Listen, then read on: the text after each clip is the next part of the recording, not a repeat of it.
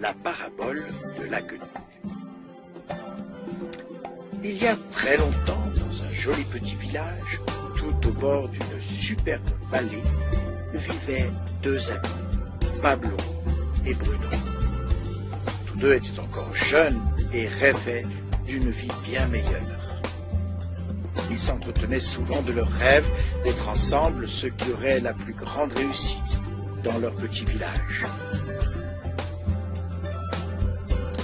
Ils n'avaient pas peur de retrousser leurs manches et de travailler dur pour y arriver, et cherchaient donc toutes les occasions de pouvoir atteindre leurs objectifs et ainsi de pouvoir réaliser leurs rêves. Un jour, cette occasion se présenta à eux. « Nous avons besoin d'eau !» soupiraient les villageois. Le maire décida donc d'embaucher 2 personnes pour amener l'eau depuis la source, là-haut sur la montagne, à travers la vallée, jusqu'au village tout en bas. Il choisit Pablo et Bruno. Ils seraient payés selon la quantité d'eau qu'ils livreraient au village. Avec enthousiasme, Bruno et Pablo se mirent au travail.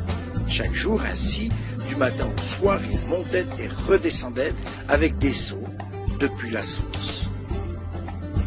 Ils travaillaient très dur, transportant l'eau vers le village, à la satisfaction de tous. Et le soir, ils retournaient chez eux après une journée harassante avec le salaire qu'ils avaient obtenu.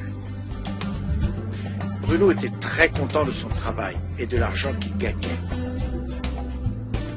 Il était certain qu'avec tout ce travail, il accomplirait vite ses rêves. Il se disait même qu'il pourrait augmenter ses revenus en utilisant de plus grands seaux, transporter ainsi davantage d'eau à chaque voyage. Il pensait qu'avec un revenu plus important, il pourrait acquérir rapidement une vache, mais aussi la maison à laquelle il rêvait depuis fort longtemps.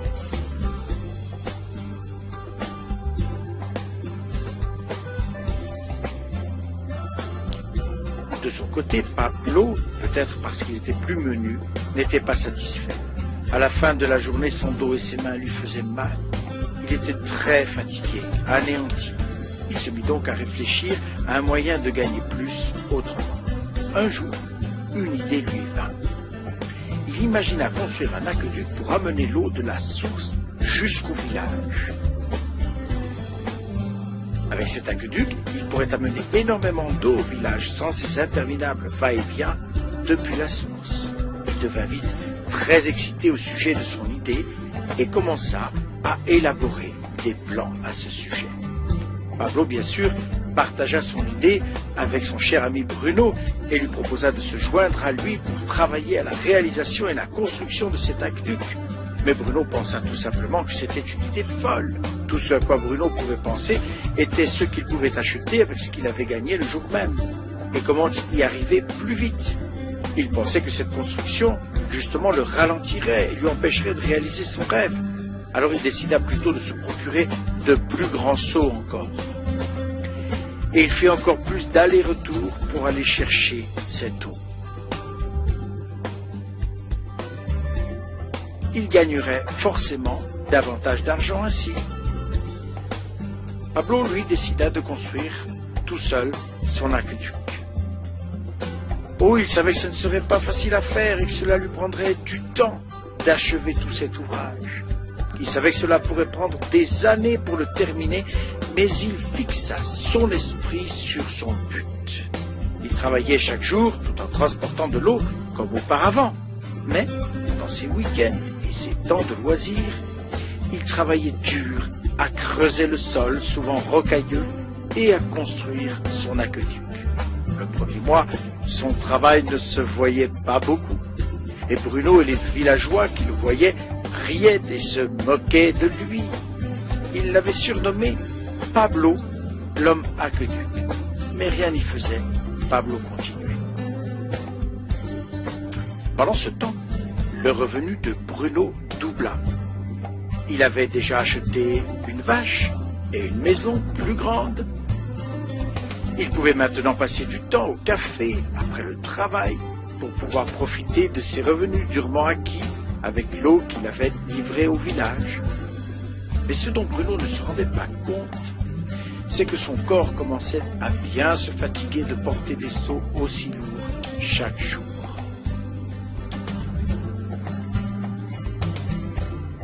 On commençait à le voir sur son visage qui semblait usé, et son corps était lui vraiment fatigué. Rapidement, il commença à transporter de moins en moins d'eau, en raison de son corps qui n'en pouvait plus.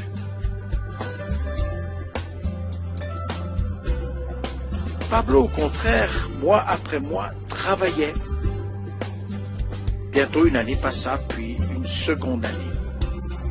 Enfin, l'aqueduc fut terminé. Il pouvait à présent l'utiliser. Il pouvait amener de l'eau jusqu'au village au lieu de la transporter avec des seaux. Il gagnait bien plus d'argent maintenant qu'auparavant. L'eau coulait constamment sans que Pablo n'ait à travailler pendant qu'il dormait, pendant qu'il mangeait. Oui, l'eau coulait en permanence. Intérieurement, Pablo était heureux et fier de sa persévérance et de son dur travail. Maintenant, les revenus affluaient, tout comme l'eau, grâce à l'aqueduc.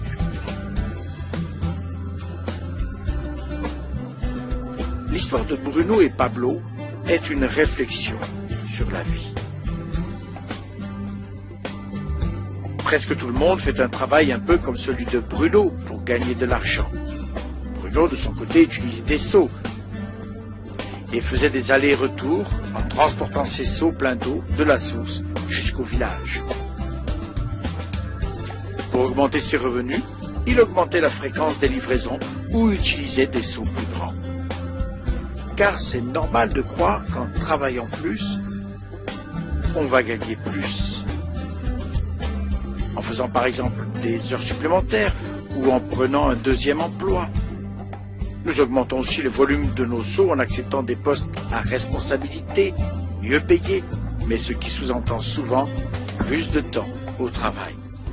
La plupart des gens, en effet, échangent du temps contre de l'argent, tout comme Bruno.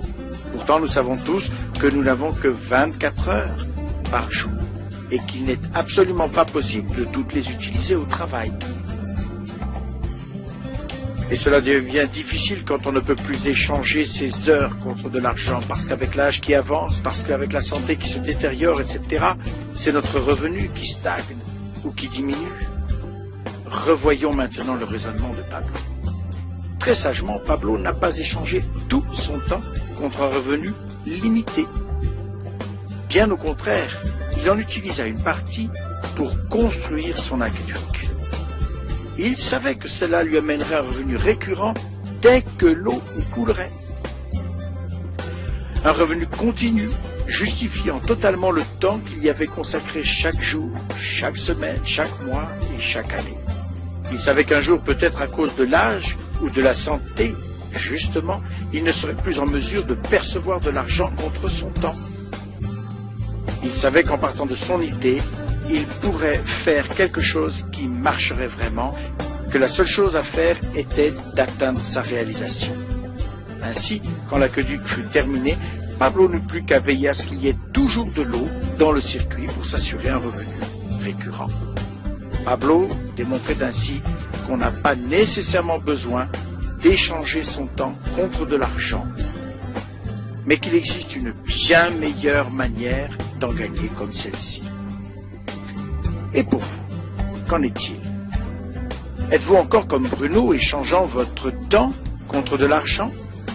Ou bien voulez-vous être comme Pablo à construire et entretenir votre aqueduc pour un revenu continu? Si vous êtes intéressé par la construction de votre propre aqueduc, contactez au plus vite la personne qui vous a invité à voir cette présentation. Vous pouvez en effet commencer à le construire dès aujourd'hui.